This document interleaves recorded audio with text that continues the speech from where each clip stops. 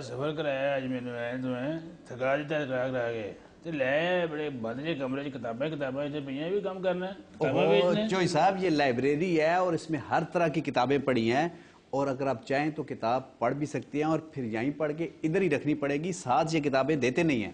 تائیں تالے بھی لائے لوگ ہاں جی جی۔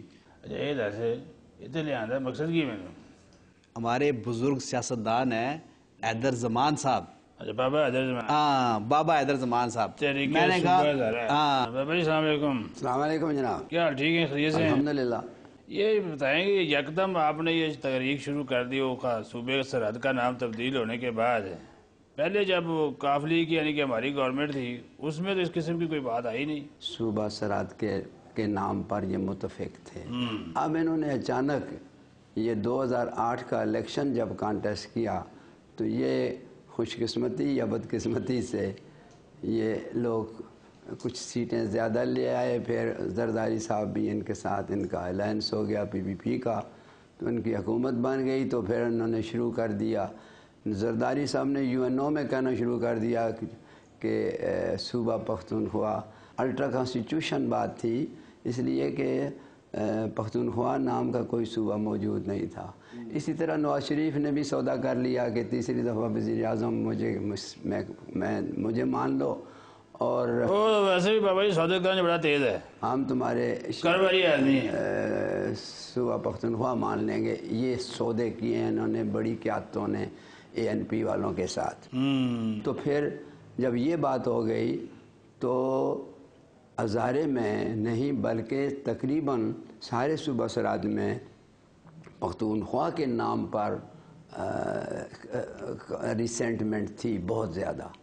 ہم ان سے کہتے رہے ہیں کہ یہ نام مت رکھو، اس کو رہنے دو ایز اٹ از، اور اگر یہ کرو گے تو صوبہ ہزارہ ناگزیر ہو جائے گا۔ بابا جی ویسے انہوں نے تو بندے اپنے پورے کر لیے، نواز شریف کو زرداری نے نال ملا کے انہیں نہ کر لیتا ہے، آپ بھی اپنے ساتھ کوئی ملائیں، آپ بھی ریفرینڈم کرائیں یا آپ اپنا کوئی ترمیم آپ بھی کرا لیں۔ یہ غلط بات ہے، ہم عوام ہیں، ہم نے جو ہمارے ہزارے سے لوگ جیت کر آئے تھے الیکشن میں، نہ ہم نے ان کو مینڈیٹ دی تھی کہ وہ پختونخوا نام رکھوائیں گے، اور نہ ان کے مینیفیسٹو ایک ووٹ بھی نہ ملتی۔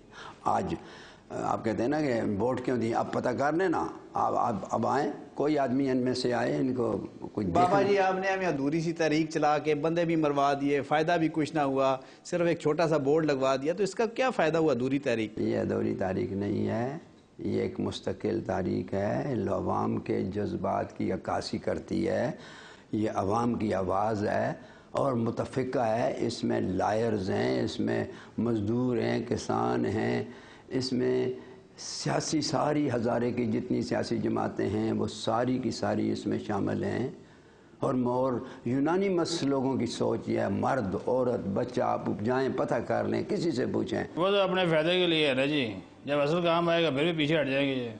کیا یہ تو اپنے فائدے کے لیے ہیں؟ تو دنیا میں ہر شے فائدے کے لیے ہوتی ہے نا، اچھا دنیا میں ہر شے فائدے بابا کے جی لیے۔ آپ کو اس عمر میں یہ کام کرنے سے کیا فائدہ ہوگا؟ یہ دنیا میں کوئی ایک آدھ کام اچھا کر جاؤ اللہ کی مخلوق کے لیے تو اس سے فائدہ ہی فائدہ ہوتا ہے، ذات کے لیے تو سبھی کرتے ہیں۔